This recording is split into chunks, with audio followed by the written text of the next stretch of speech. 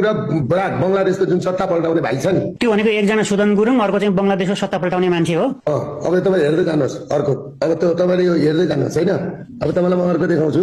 यहाँ हेर्नुहोस्, नेपालको आन्दोलनमा पनि बालेन र ऊ जोडिन्छन् होइन, यहाँ आएर। अनि जोडिँदै गएर के देखिन्छ भने यहाँ हेर्नुहोस्, त्यो जुन सँगै बसेको फोटो छ, त्यो फोटोको आधारमा उनीहरू मिलेका थिए भन्ने प्रमाणित त हुँदैन नि त। अरू पनि छन् अरू डकुमेन्ट होइन, अरू डकुमेन्ट त्यहाँ टुट्यो होला, म तपाईँलाई पठाइदिन्छु। त्यो पठाइदिन्छु, तपाईँ त्यो पिर नगर्नुहोस्। किनभने यसमा IRI भन्ने एउटा संगठन छ, ELAS भन्ने अर्को संगठन छ, एउटा जुरी नेपाल छ, अर्को ल्याब फ्रिडम स्टुडियो भन्ने छन्। 4वटा छन् यहाँ। कुरा भ्रष्टाचार विरुद्धको आन्दोलन, मैले बच्चालाई साथ दिनुपर्छ, म आफै जान्छु भनेर भने मैले स्ट्याटस लेखेको 2 घण्टा पछाडि बालनले के लेख्नुभयो भन्दाखेरि, यो आन्दोलन भनेको नितान्त जेन्जीको आन्दोलन हो, बच्चाको आन्दोलन हो, कुनै पनि राजनीतिक दलका बौला अभियन्ताहरू नआउनु भनेर उहाँले मलाई टार्गेट गरेर लेख्नुभयो। त्यो स्ट्याटस तपाईलाई टार्गेट गरेको थियो त्यहाँ? टार्गेट त बौला अभियन्ता भनेपछि के भन्न खोजेको भन्दाखेरि त त्यहाँ छ त विभिन्न राजनीतिक दल भनेपछि त उहाँले त हामीलाई बौला सम्झेको रहेछ। त्यो पनि हो क्या मलाई एउटा चाहिँ परेको। अनि त्यस पछाडि मैले के भने बेलुका मलाई मिराज त्यो भइसकेपछि मैले मेरो साथीहरूसँग कुरा यो पक्का पश्चिमाहरूको फन्डेडबाट हो भाइ, ठुलो आगो लाग्दैछ देशमा भनेर मैले भने। बेलुका मलाई मिराज ढुङ्गाना भन्ने टिम आयो भेट्नलाई,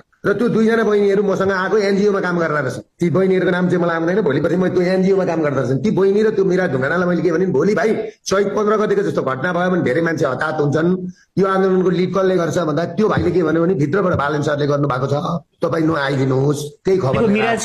मिराज ढुङ्गानालाई तपाईँलाई चाहिँ यो आन्दोलन भित्रबाट बालेन शाहले नै सञ्चालन गरेको छ भनेकै हो भनेको। मेरो यहाँ घरमा अनि मसँग फोटो खिचिवरी गएको भन्ने त म अहिले त मलाई भन्दैछु त, त्यो भाइलाई समातेर ल्याउँदा भइहाल्छ नि मसँग भएको कुरो। त्यस पछाडि मसँग फोटो खिचेर मैले गइसकेपछि उसले के भन्यो भने फोटो नहालिदिनु न दाइ भनेर भनेको थियो।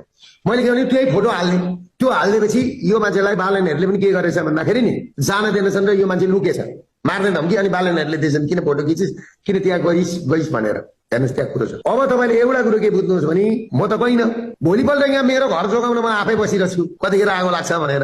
मेरो एकजना मान्छे कोही गएको रहेछ भने प्रमाण पुर्याइदिउन्। प्रमाण गलत कुरा बोल्नुहुन्न कि सिंहदरबारमा आगो लगाउने मान्छेहरू त सुदन गुरुङहरूकै टिम निस्कियो त पछाडि त मोटरसाइकलमा आएको 150वटा मोटरसाइकल रिकन्डिसनबाट बुलेट मोटरसाइकल किनेको रहेछ उसबाट 150वटा, र टिओबी भन्ने संस्थाले तपाईँको त्यही नै पुरै लिड गरेको रहेछ। र तपाईँलाई अर्को कुरो म भनौँ, खतरा कुरो, त्यो सिंहदरबारमा आगो छ नि मट्टितेल पेट्रोल खनाएर होइन क्या, रासायनिक चिज खनाएको छ त्यहाँ, भर बल्छ। जहाँ पनि घरमा गयो एउटा डल्लो फ्याँकेपछि नि भर्रै आगो लाग्ने, एकदम विस्फोट हुने क्या, त्यस्तो चिजहरू प्रयोग भएको छ। त्यो हामीले देखेको चिज पनि त्यस्तो केमिकल हामी चलाउन पनि जान्दैनौँ। र तपाईँले के बुझ्नुहुन्छ नि यसको पुरै ट्रेनिङ भएको छ। अब यो कुरो कसैले भन्दैन, सबै डराउँछ, दिनमा 5जना 6जना आउँछन् यस्तो भएको यस्तो भएको।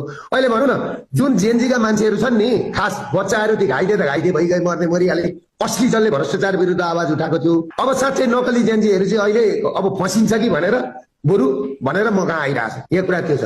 त्यसले गर्दाखेरि तपाईँले के बुझ्नु पर्यो भन्दाखेरि यो धेरै ठुलो कलेजमा ट्रेनिङ दिनेदेखि लिएर एमएसीहरूमा ट्रेनिङ दिनेदेखि लिएर अब सांसद बनाउने, यिनीहरूको लिगल्ली रूपमा देश कब्जा गर्ने, लिगल्ली रूपमा त्यही भएर अहिले पार्टी बनाउने अरे, सबै पार्टी बनाएर देश कब्जा गर्ने। अनि मैले भनिदिएको नि सोसियल मिडियाले त भोट हाल्दैन होला, भोट त हातैले हाल्नुपर्छ होला भनेर भनिदिएको।